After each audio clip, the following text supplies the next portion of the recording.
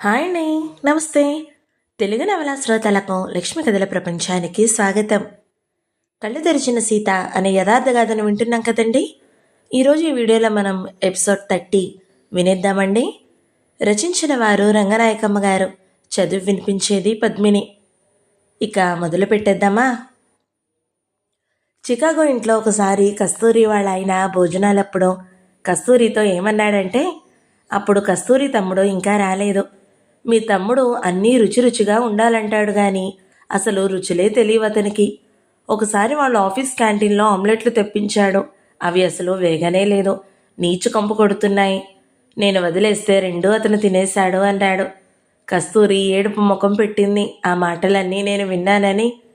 అదంతా జ్ఞాపకం వచ్చింది నాకు. ఆ హోటల్లో టేబుల్ దగ్గర చికెన్ నూడిల్స్ పళ్ళెం ముందు నేను చిప్స్ అవి కొంచెం కొంచెం తిన్నాను కానీ వాటి మీద ఎసెన్స్ వాసనలు కూడా నాకు కడుపులో తిప్పేశాయి. అక్కడి నుంచి రూమ్లోకి వచ్చేటప్పుడు అతనితో ఏదైనా పండు దొరుకుతుందా, దొరికితే బాగుండును అన్నాను. ఆర్ యు ప్రెగ్నెంట్, కడుపుతో ఉన్నావా అన్నాడు. సరసం ఒలకబోస్తున్నట్టు ఇంగ్లీష్ ముక్కలు వాడేసి తను నాగరికుడైపోయాడు.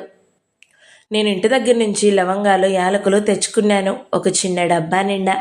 అవి నోట్లో వేసుకుని కాసేపటికి కొంచెం తేరుకున్నాను.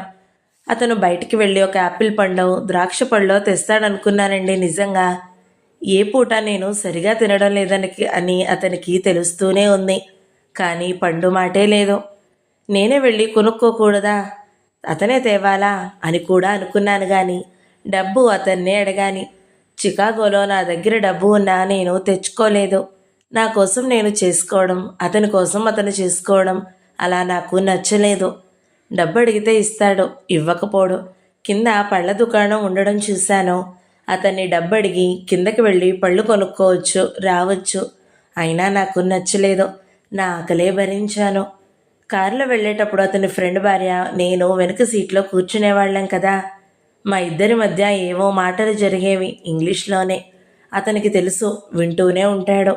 అయినా ఆ రోజు భోజనాల కోసం ఒక రెస్టారెంట్కి వెళుతూ ఉండగా ఇతను నా దగ్గరగా వచ్చి వాళ్ళు దూరంగా ఉండడం చూసి, ఏంటి ఆమెకి ఏమైనా చెప్తున్నావా నువ్వు అన్నాడు.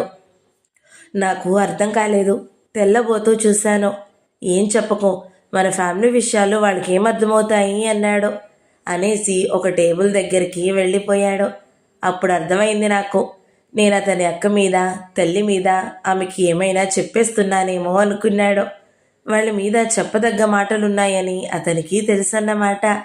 కారులో మా మాటలు అన్నీ అతను వింటూనే ఉంటాడు. అయినా అనుమానం నా మీద. పగలంతా తిరిగి తిరిగి రూమ్లోకి వచ్చాక నేను పడుకుండిపోయేదాన్ని. అతను ఒక కుర్చీ మీద కూర్చుని మొదట తల్లిగారికి, తర్వాత అక్కగారికి ఫోన్లు చేసి కనీసం 10 నిమిషాలు మాట్లాడేవాడు. సీత ఎంజాయ్ చేస్తుందా అని అడిగినట్టుంది అక్క. ఎందుకు చేయదు, చాలా ఎంజాయ్ చేస్తుంది. తిండి దగ్గరే చాదస్తాలు పోతుంది. చికెన్ నూడిల్స్ ఎంతో బాగుంటే తినకుండా వదిలేసి వేస్ట్ చేసింది. చాలా కాస్ట్లీ. ఎక్కడికొస్తే అక్కడ తినాలి. కాలిఫోర్నియా వచ్చి ఇండియాలో పెంటపాడులో ఉన్నట్టు పులిహోర కావాలంటే వస్తుందా అన్నాడు. అక్కతో మాట్లాడి మాట్లాడి ఆపాడు. ప్రతి రాత్రి వాళ్ళకి ఫోన్లు చేయాల్సిందే. నాతో ఒక్కసారి కూడా మీ అమ్మ వాళ్ళకి చేసుకుంటావా, మీ అక్కకి చేసుకుంటావా అనలేదు. పైగా ఒకసారి మీ వాళ్ళు పూర్తిగా వదిలేసుకున్నట్టున్నారు నిన్ను అన్నాడు నవ్వులాటలాగా.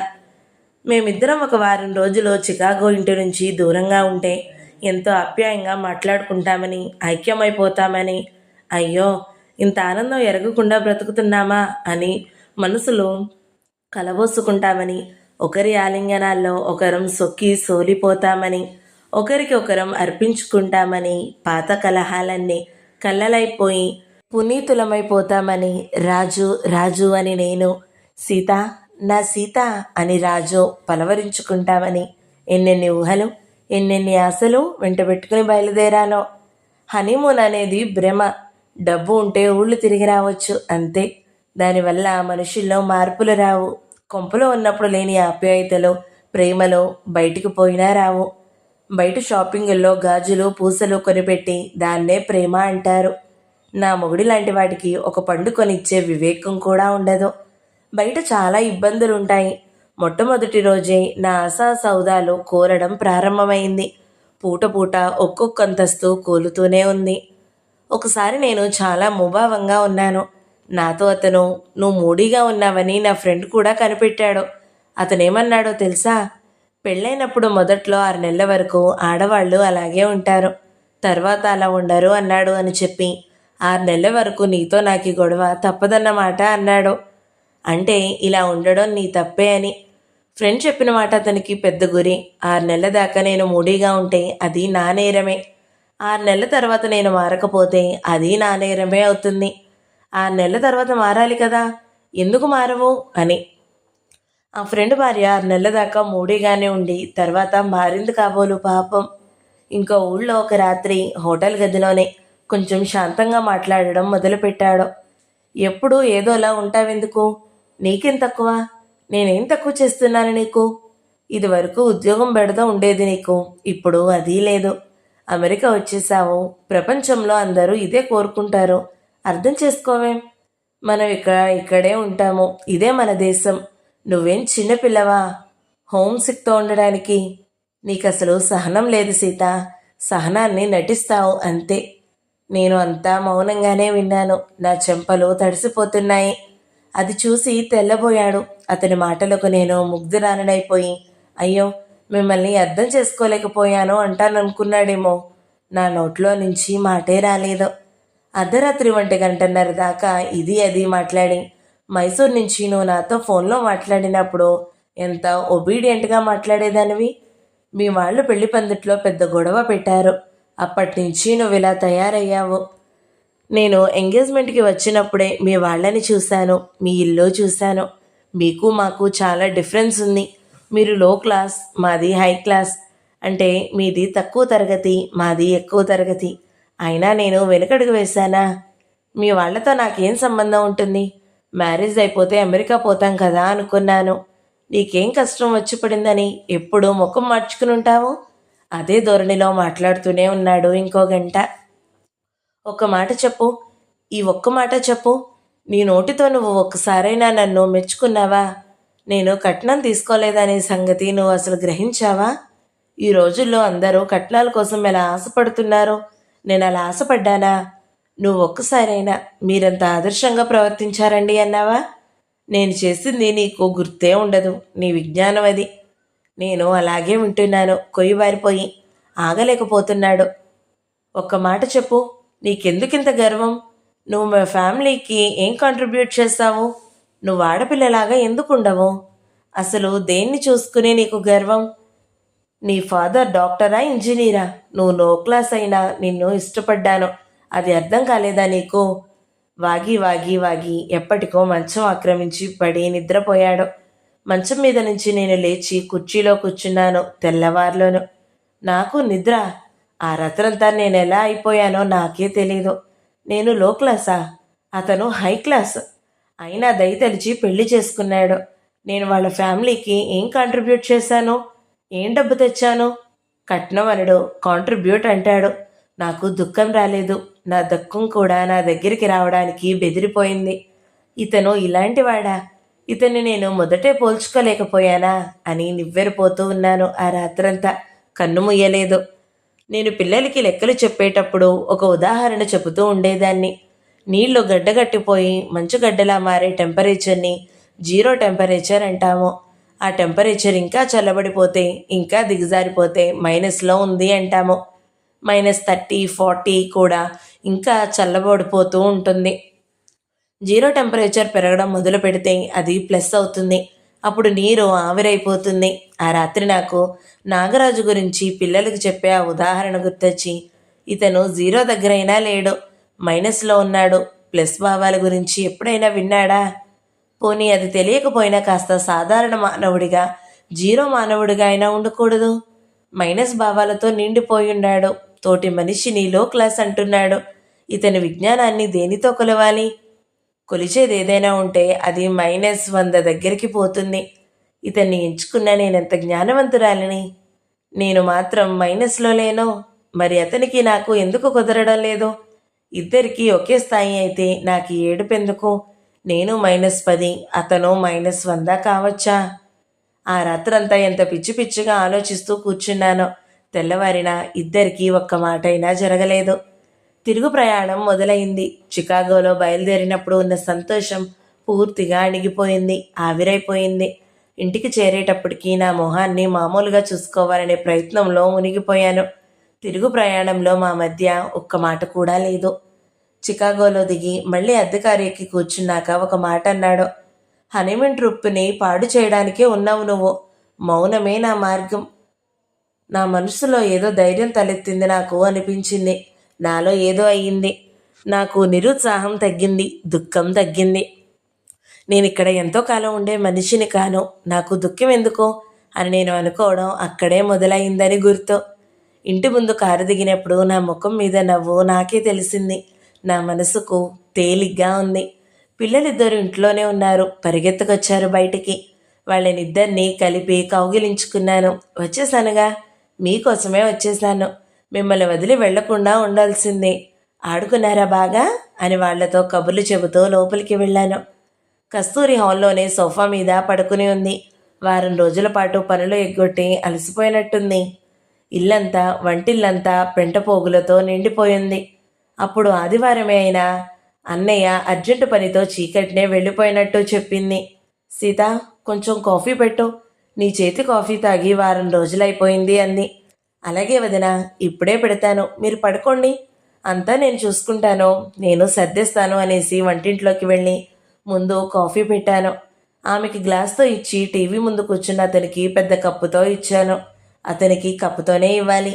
పిల్లలు పాలు తాగేశామని చెప్పారు, అయినా మళ్ళీ తాగండి, నేను ఇస్తాను అని ఇద్దరికి మళ్ళీ ఇస్తే నవ్వులతో మళ్ళీ తాగారు. ఆ గ్లాసులు తెచ్చి సింక్లో పెట్టేశారు. నా దగ్గర అలాగే చేస్తారు. కస్తూరి తమ్ముడు ఉత్సాహంగా తనకున్న బెస్ట్ సిస్టర్ బొమ్మ తళతళలాడే ప్యాకెట్లో నుంచి తీసి అక్క దగ్గరికి పోయి నవ్వు మొహంతో ఇచ్చాడు. అక్క దాన్ని చూస్తూ, ఇదేం బొమ్మరా, ఇలాంటివి ఇక్కడ బోలెడు దొరుకుతాయి అంటూ అందుకుంది. దాన్ని ఇటు అటు తిప్పి నవ్వింది. ఇది చాలా చీప్, చాలా చౌక, కాశీ వెళ్ళి గాడిద గుట్టు తెచ్చినట్టు తెచ్చావులే అంది. అతని మొహం ఎలా అయిపోయిందంటే అప్పుడు నిజంగా ఫోటో తీయాలనిపించింది అతన్ని. అప్పుడు నాకు ఒక కొత్త విషయం అర్థమైంది. ఆ బొమ్మ చౌక కాబట్టే ఆమెకి నచ్చలేదు. ఆ బొమ్మ చౌక కాబట్టే అతను దాన్ని కొన్నాడు. అక్కడ నేను ఎక్కువసేపు తిరగకుండా వంటింట్లోకి పోయాను. తర్వాత అక్కగారి కోసం కొన్న రాళ్ల లాకెట్ గొలుసు కూడా తెచ్చినట్టున్నాడు. అది చౌకే. ఆమెకు అది నచ్చలేదు కానీ ఊరుకుంది. అతను పైకి పోయాడు. వంటిలో కొంచెం పైపైన సర్దాను, హాలు కొంచెం ఊడ్చాను. పిల్లలు చాలా సాయం చేశారు. వంటింట్లో బాస్కెట్లో పేరుకుపోయిన తుక్కుల్ని గ్యారేజ్లోకి పోయి అక్కడి బాస్కెట్లో పోసొచ్చాము. ఆ మాత్రం పనుల తర్వాత పైకి స్నానానికి పోయాను. నాలో ఏం మార్పు జరుగుతుందో నాకు అర్థం కాలేదు, కానీ ఏదో జరుగుతుందని మాత్రం బాగా అర్థమైంది. ఆ మార్పు ఏమిటో ఆ మర్నాడు సాయంత్రం కూరగాయల దుకాణం దగ్గర స్పష్టంగా అర్థమైంది. అది తర్వాత చెప్తాను. ఆ రాత్రి నా పనులు పూర్తి చేసి మంచం ఎక్కబోతుంటే ఇండియా నుంచి నా అత్తగారు ఫోను. కాలిఫోర్నియా అంతా తిరిగొచ్చావా, ఎలాగుంది, బాగుందా? ఏమోనండి, ఇక్కడున్నట్టే ఉంది, తేడా ఏం లేదు. ఆకలితో చచ్చిపోయాను. ఇక్కడికి వచ్చాకే ఆవకాయ పచ్చడితో అన్నం తిన్నాను. అది సరేలే, కాలిఫోర్నియా సంగతి చెప్పు. అక్కడ హాలీవుడ్ చూసావా? ఎప్పుడన్నా అనుకున్నావా జన్మలో హాలీవుడ్ చూస్తానని? నిన్ను పెళ్లికి ముందు అదృష్టవంతరాలివి అంటే పెద్ద కోపం వచ్చింది నీకు. మరి మా వాడితో సంబంధం కుదరబట్టేగా అమెరికా వెళ్ళావు, కాలిఫోర్నియాలో హాలీవుడ్ చూసావు, హనీమూన్ గడుపుకుని వచ్చావు చక్కగా. ఇప్పుడేమంటావు? నా మాట నిజమేనా కాదా? నేను కాసేపు పడుకోవాలండి, పెట్టేస్తున్నాను అనేసి ఫోన్ కింద పడేసి మంచం మీద వాలిపోయాను. ప్రాణం ఎటుపోయిందో తెలీదు. నాలో విముక్తి ఆశ రేపిన వంకాయల కూర. టూరిజం ట్రిప్ నుంచి వచ్చిన మర్నాడే అతను మేమిద్దరమే కూరగాయల కోసం వెళ్ళవలసి వచ్చింది. కస్తూరికి ఏమైందో గానీ రాలేనంది. నాకు అతని వెంట వెళ్ళడం ఇష్టం లేదు, కానీ వెళ్ళవలసి వచ్చింది. తప్పించుకోవడం కుదరలేదు. బయలుదేరాం. ఆ షాపు కొంత దూరమే, అతనికి తెలిసిన దారే. అయినా ఏం ఆలోచనలో ఉన్నాడో, కట్న రాలేదనే ఆలోచనేమో, దారి తప్పాడు. కాసేపటికి జీపీఎస్ ఆన్ చేసి చూడు అన్నాడు. ఆ మిషన్ చిన్న క్యాలిక్యులేటర్లా ఉంటుంది. కారులో ఒక చోట దాన్ని తగిలిస్తారు. అది దారుల గురించి వివరాలు చూపిస్తుందని తెలుసు, కానీ దాన్ని ఎలా ఆన్ చేయాలో, ఎలా చూడాలో నాకు తెలియదు. కొంచెం ప్రయత్నించినా చేయలేకపోయాను. అతను చాలా విసుక్కున్నాడు. ఎంఎస్సి చదివానంటావు, లెక్కలు టీచ్ చేస్తానంటావు, జీపీఎస్ చదవలేదా, ఇంకేం తెలుసు నీకు అని నన్ను వెటకారం చేస్తూ దాన్ని తనే ఆన్ చేసి చూసుకున్నాడు. అతను నన్ను ఎలా విసుక్కున్నాడంటే పురుగుని తీసి పారేసినట్టు విసుక్కున్నాడు. ఈ మిషన్ని ఎలా చూడాలో నాకు ఎప్పుడన్నా చెప్పారా మీరు అన్నాను. మౌనంగా ఉండిపోయాను. నా కళ్ళల్లో నీరు ఊరడం చూశాడు. చాలే ఊరుకో, ఇదొకటి చేతనవును నీకు అని హాస్యంలో పెట్టినట్టు నా భుజం మీద చేయి వేసి ఊరుకో అన్నాడు. ఇంట్లో అయితే ఏటో పోయేవాడే, కారులో ఉన్నాం కాబట్టి ఆ మాత్రం అన్నాడు. అతను ఆ మాత్రం సముదాయించడం చూస్తే నాకు చాలా ఆశ్చర్యం కలిగింది. ట్రిప్ నుంచి వచ్చాక అప్పటిదాకా అసలు మాట్లాడుకోలేదు.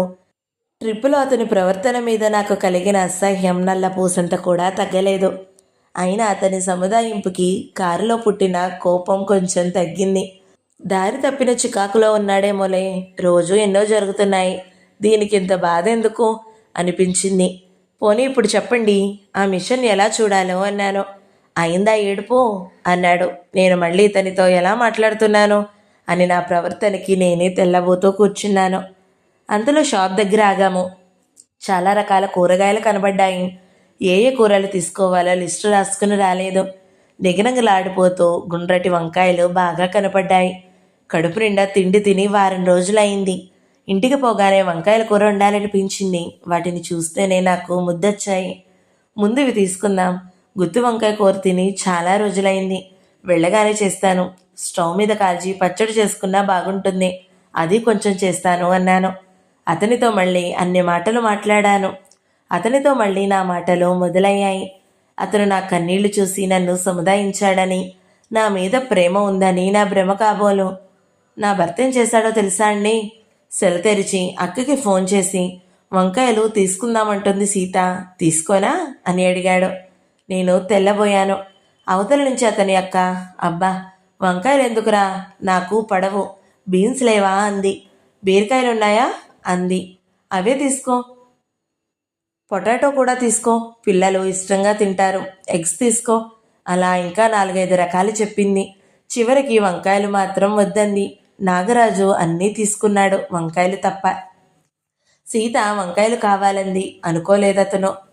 సీతకి ఏం కావాలో అవి కూడా తీసుకో అనలేదు ఆమె. ఆ కిందటి రోజున ట్రిప్ నుంచి ఇంట్లోకి రాగానే ఆమెకు కమ్మగా కాఫీ చేసిచ్చిన మనిషి నేను. ఆమె పిల్లల్ని ఎప్పుడూ సంతోషంగా వెంటేసుకుని తిరిగే మనిషిని నేను. ఇంట్లో ప్రతిదీ ఆమె ఇష్టం. ఆమె ఆజ్ఞల్ని అనుసరించే బంటు అతను.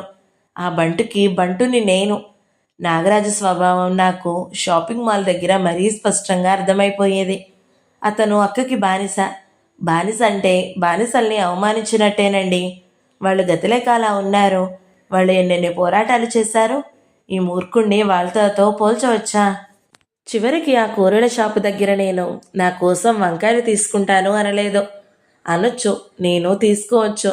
కానీ నాకేదో కొత్త జ్ఞానం తెలిసినట్టు అనిపించింది ఆ రోజు. అతను ఎంత అల్పుడో నాకు అప్పటికే 100 సార్లు తెలుసు. ట్రిప్పు వారం రోజుల్లో అతని అల్పత్వం 100 రెట్లు తెలుసు. అయినా కూరగాయల దుకాణం దగ్గర మళ్ళీ కొత్త ఆశ్చర్యం. ఇతను ఇంత అల్పుడా అని. అతని నిజస్వరూపం అక్కడే కొత్తగా బయటపడినట్టు, అంతకుముందు అతనెంతో ఉత్తముడు అయినట్టు. ఆ మర్నాడు వంకాయ కూర తినకపోతే నేను చచ్చిపోయేదేమీ ఉండదు. కానీ ఇతను ఇంత నీచుడా, ఇంత అల్పుడా, ఇంత బుద్ధిహీనుడా? ఇతన్నా నేను పెళ్లి చేసుకున్నాను? ఈ అల్పుడా, ఈ మూర్ఖుడా నా జీవన సహచరుడు అని నేను కుంగిపోయాను. నేను మొదటి నుంచి తెలివైన దాన్ని కానండి. ఎదుటి వాళ్ళని కనిపెట్టడాలు, పరిశీలించడాలు తెలిసిన దాన్ని కాను. అది తెలిస్తే నాగరాజుని మొదటే కనిపెట్టగలిగేదాన్ని. అలాంటి తెలివి లేదు నాకు. అదంతా అతగాడి దయవల్లే నేర్చుకున్నాను. అక్కడ ప్రతి సంఘటన నాకు కొత్త అనుభవం ఇచ్చింది. అక్కడ నా సంసారంలో కస్తూరి పాత్ర లేకపోతే నాగరాజులో ఎన్నెన్ని అల్పత్వాలున్నాయో అవి అంత తొందరగా బయటపడేవి కావు. నిజంగా నేను ఆ కూరగాయల దుకాణం దగ్గర మొట్టమొదటిసారి ఏమనుకున్నానో తెలుసా అండి? ఇతను మానవుడే కాదు, ఇతనిలో సంస్కార భావాలు ప్రవేశపెట్టడం సాధ్యమే కాదు, కలిసి జీవించడానికి పనికొచ్చే మనిషి కాడు అనుకున్నాను. నా ఆరోగ్యం పాడవకపోతే నేను ఇంకో 50 ఏళ్ళు బ్రతుకుతాననుకుంటే ఆ 50 ఏళ్ళు నన్ను వంకాయలు కొనుక్కొనివ్వడు. మా అక్క వద్దంది, మా మమ్మీ వద్దంది అంటాడు. వేరే ఇంట్లో ఉన్న అక్కకి ఫోన్లు చేసి ఏం తినాలి, ఏం కొనాలి అంటాడు. ఆ వంకాయల్ని నా ఒక్కదాని కోసమే అడిగానా, ఇంటి కోసం అడిగాను. నా కోసమే అడిగినా అది అతనికి నచ్చనిదే అయినా నవ్వుతూ నా కోసం కొనాలి. అంత వివేకమా ఆ మనిషికి! వంకాయలు చూడగానే నేను సంతోషపడి అన్న మాటలన్నీ ఎగరగొట్టేశాడు. నమ్మండి నన్ను, ఆ దుకాణం దగ్గరే నాకు సంపూర్ణ జ్ఞానోదయం అయ్యింది. బుద్ధుడికి అదేదో వృక్షం కింద జ్ఞానోదయం అయిందంటారు. ఆ జ్ఞానం ఎలాంటిదో గాని నాకైతే ఇతనితో ఇక కలిసి ఉండకూడదు, ఈ మూర్ఖుణ్ణి వదిలేయాలి అని జ్ఞానోదయం అయ్యింది. ఆ జ్ఞానం నాకు వారం రోజుల ట్రిప్లోనే రాలేదా? అక్కడ ఒక పండు అడిగితే పట్టించుకోనప్పుడు రాలేదా? ఆడపిల్లలు వద్దన్నప్పుడు రాలేదా? అప్పుడు వచ్చింది. అయినా అది అస్పష్టంగానే ఉండిపోయింది. ఈ దుకాణం దగ్గర అతని అల్పత్వం చూశాక ఇక ఇతను పనికిరాడని తేలిపోయింది. నేను నిర్ఘాంతపోతూ అతని వెంట తిరిగి ఇంటికొచ్చాను. పగలంతా ఎలాగో తప్పించుకునేదాన్ని. శని ఆదివారాల్లో కూడా పగలంతా అతనికి దూరంగా ఉండడానికి ఇంటి పనులు నన్ను రక్షించేవి. కానీ రాత్రి అయ్యేటప్పటికీ నాకు రక్షణ లేనట్టు అయ్యేది. అతని కౌగిట్లోకి చేరాననుకోకండి, కానీ అతని పక్కనే ఆ మంచం మీదే వాలక తప్పేది కాదు. ఆ రోజు నుంచి అతను నాకు పరపురుషుడిగా అనిపించేవాడు. నా సరసన అతను ఉండడం భరించలేకపోయేదాన్ని. నేను ఆ గదిలోనే కింద తివాచి మీద నా పక్క పరుచుకోవచ్చు గాని అంత బహిరంగంగా గొడవ పెట్టుకోలేకపోయాను. వదిలేయాలనే నిర్ణయమే గట్టిపడిపోయింది నా ఆత్మలో. కానీ ఎక్కడో సముద్రాల అవతల ఉన్నానో, నేనున్న చోటికి చేరవలసిన చోటికి ఎంత దూరమో నాకు తెలుసు. ఆ దూరం భూమికి ఏదో నక్షత్రానికి ఉన్నంత దూరంలా అనిపించేది. ఒకసారి ల్యాప్టాప్లో భూగోళాన్ని తిప్పి చికాగోకి హైదరాబాద్కి ఉన్న దూరాన్ని చూశాను. గుండె ఆగిపోయింది. నిజంగా ఆ రోజు కూరగాయల దుకాణం దగ్గర సంఘటన ఎంత చిన్న సంఘటన! అది నాలో నూతన ఆశని మొలకెత్తించింది. అతన్ని వదిలేయాలనే ఆశని, ఎందుకీ సంబంధం అనే ప్రశ్న నాలో రేగింది. పెళ్ళి అవ్వకముందో అయిన వెంటనే నేను కూడా చాలా అవమానాలు జరిగాయి నాకు. బర్త్డే నాడు ప్రెజెంట్ ఇవ్వలేదని ఎంత సాధించాడు. కట్నం అందని బాధని రోజుకోసారి వెళ్ళబోస్తూనే ఉన్నాడు. గుర్తు తెచ్చుకుంటే ఎంతంత అవమానాలు. హనీమూన్ అన్నదాన్ని ఎంత విషతుల్యం చేశాడో. ప్రతి సంఘటన నన్ను కృంగదీసింది. కానీ ఇతనితోనా ఇంకా నా జీవితం అనే తెగింపు దాకా నా ఆలోచన సాగేది కాదు మొదట్లో. నా ఆత్మలో ఏదో మార్పు జరుగుతున్నా అది నాకు ఇంకా అందలేదు అప్పటిదాకా. ఇతనితోనా నా జీవితం, ఇతను అనర్హుడు, ఇతని కోసమా నా సహనం, ఇతన్ని వదిలేయాలి అనే దీక్ష ఆ కూరగాయల దుకాణం దగ్గరే తీవ్రంగా తలెత్తింది. ఆ ప్రశ్న రాత్రింబవళ్ళు నన్ను వేధించేసింది.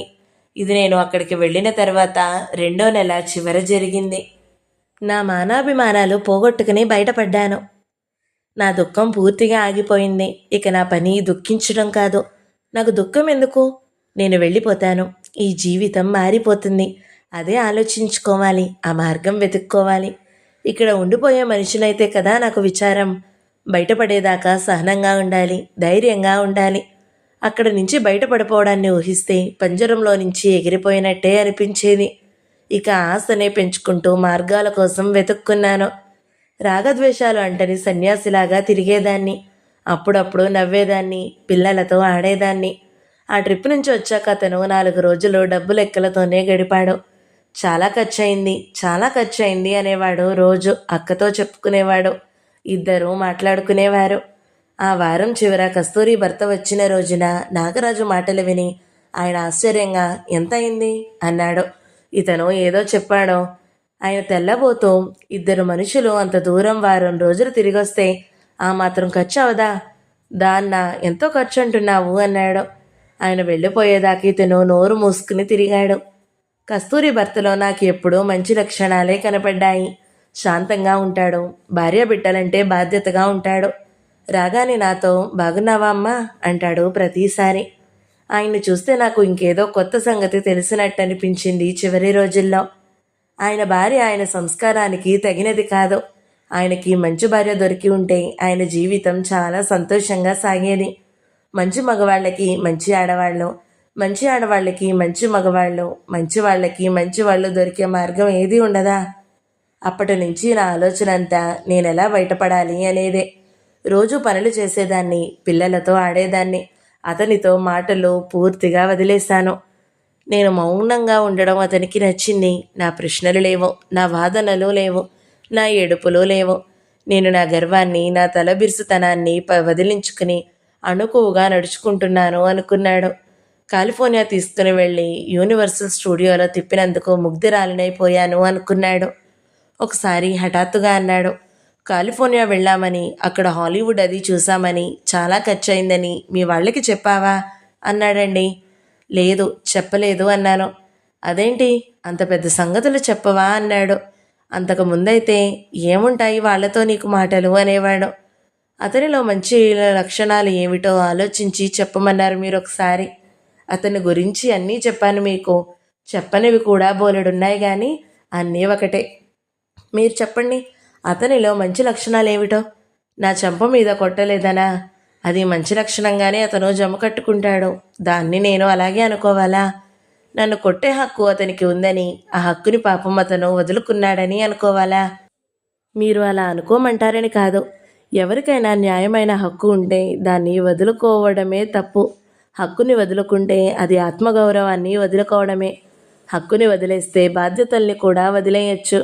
పెళ్ళాన్ని తన్నడం తన జన్మ హక్కని, దాన్ని వదులుకున్నాడని అనుకుంటాడు నాగరాజు. అదొక్కటేనా ఇన్ని జన్మల హక్కులు వదులుకున్నాడో తన ఆదర్శాల కోసం? అతనిలో ప్రతిరోజు ఏదో ఒక అల్పత్వం బయటపడేది. ఇక భరించలేని దశకి వచ్చేశాను. నా ఆలోచనల్లో, నా వెతుకులాటల్లో మీరు కనబడ్డారు రంగాజీ. కానీ మొదట్లో అస్సలు నమ్మకం లేదు. మీరు నన్ను ఇష్టపడరని నాకు భయం. కానీ ఇష్టపడకపోయినా సహాయం చేస్తారని మళ్ళీ ఆశ. అయినా ఆగిపోయాను చాలా వారాలు. చివరికి మిమ్మల్ని ప్రార్థించాలి అనుకున్నాను. నా ఆశ వెనక్కి తిరగలేదు. మీ సహాయంతో నేను పెద్ద ఊబి నుంచి బయటపడ్డాను. 5 నెలల నుంచి నవ్వులు వినకుండా గడిపిన నేను శ్యామల ఇంటికి చేరిన రాత్రి చాలా శాంతిగా గడిపాను. కానీ అక్కడ శ్యామల జీవితం నిశ్శబ్దంతో నిండిపోయింది. ఆమె పక్కన నా ఆనందానికి ఏం విలువిచ్చుకుంటాను? ఆ రాత్రి శ్యామల దగ్గరే గడపలేదు. ఆ తప్పు చేశాను. దాస్యం నుంచి బయటపడిపోయాను నిజమే గాని నా మానాభిమానాలు పోగొట్టుకుని బయటపడ్డాను. 6 నెలల కిందటి దాకా నా 25 ఏళ్ల జీవితాన్ని నిష్కలంగా గడిపిన నేను నా తెలివి తక్కువతనాలతో, నా దిగజారుడుతనాలతో నేను నిలుపుకోవలసిందంతా పోగొట్టుకుని బయటపడ్డాను. నా దేహాన్ని ఒక నీచుడు తాకిన తర్వాత బయటపడ్డాను. కానీ నా ఆత్మని తాకనివ్వలేదు. దాన్ని రక్షించుకున్నాను. అది ఇప్పుడు నా తృప్తి. సీత రాసి ఇచ్చిన కాగితాలన్నీ అయిపోయాయి. ఇక తర్వాత సీత ఏం చేయదలుచుకుందో అది చూడాలి. కళ్ళు తెరిచిన సీత 30వ భాగం సమాప్తం. ఈ వీడియో మీకు నచ్చినట్లయితే లైక్ చేయండి, షేర్ చేయండి, మంచి కమెంట్ పెట్టండి. ఎవరైనా మొదటిసారి మన ఛానల్ని చూస్తున్నట్లయితే సబ్స్క్రైబ్ చేసుకోండి. Thank you so much for watching. నమస్తే.